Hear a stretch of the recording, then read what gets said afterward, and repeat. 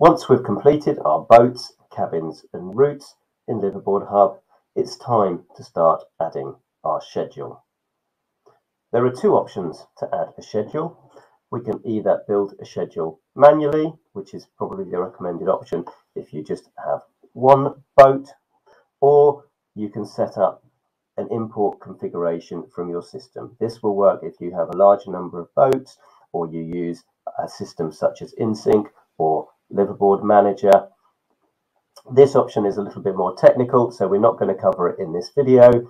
If you have an IT manager, they will be able to help you set it up from these help pages here, or the Liveaboard Hub team can support you in setting this up. For this video, we are going to look at manually adding our schedule. So we'll go ahead and click schedule here, and then we can start creating our trips. So we go ahead and click create new trip, and that opens up this small screen here. We have the option, first of all, to pick our boat. Well, we've only got one boat, the MV Octopus, and then to click our departure date. So we will go ahead and we will make our first trip on 4th of May 2023 until the 10th of May 2023. Then we can pick our route. Well, we've got our Komodo safari that we completed in the last help video, and we've also created a Raja Ampat safari.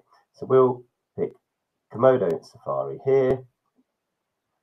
We'll pick where the trip departs from. So again, there is an extensive list of ports and harbours to pick from, and we'll say where the trip finishes as well. So we'll make our trip Bali to Bali, and then we have trip status here.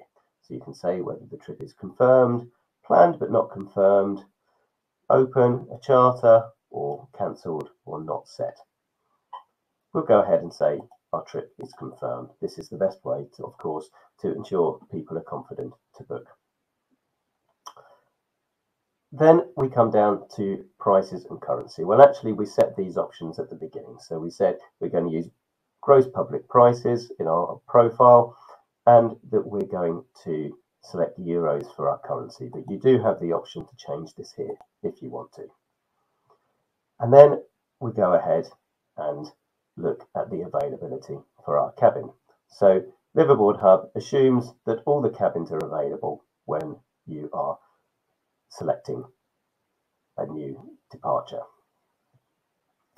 Here you have two fields for prices. We'll go ahead and complete the current cabin price, and we will explain this field to you later. So we will say for this trip, our standard twin cabins are €3,000, and our upper deck double cabins are €3,500. Next, we look at additional costs and fees. So we have 5 options here, which should be ample for every itinerary. And we can say whether this additional fee is included in the price or is excluded. So we're going to go here and create a marine park fee, and we're going to say that's €150 paid locally on board. Again, we've got a section for internal comments for your team or remarks for your agents, and then we've got a little bit of extra information. So how many nights on board? Let's say we're 6 nights on board. That equates to 6 full days. We have 5 diving days. Maybe we're going to complete 16 logged dives. This is Komodo. So in terms of dive experience, well, we need them to have a little bit of experience. There can be some current. So we go ahead and say 30 log dives for the experience. We are going to go ahead and edit the trip to show you how you could then discount that trip. So you can see here that we put in current cabin price of €3,000 for our standard twin cabin and €3,500 for our upper deck cabin. If we then reduce those, let's say we're trying to sell the cabins and took some money off those trips, then Liveaboard Hub will still record the original price so that users can see the discount that is being offered on that trip, which acts as an excellent marketing tool. So we could then go ahead and save that, and we have our trip that was originally €3,000 and is now €2,600. Okay, so now we have one departure. Then we can go ahead and create a new departure, but assuming you have a series of departures that are the same running after each other, then this is much simpler to do. So we pick our one boat, we would pick our departure date. So I believe we were up to the 10th of May. So let's say our next trip runs concurrently to that trip on the 10th of May. And then we can click over here, copy values from trip. So we can click copy here, and it copies all the other details from the previous trip. We can simply click save, and then we have a second departure from the 10th to the 16th of May. We can go ahead and repeat those steps to do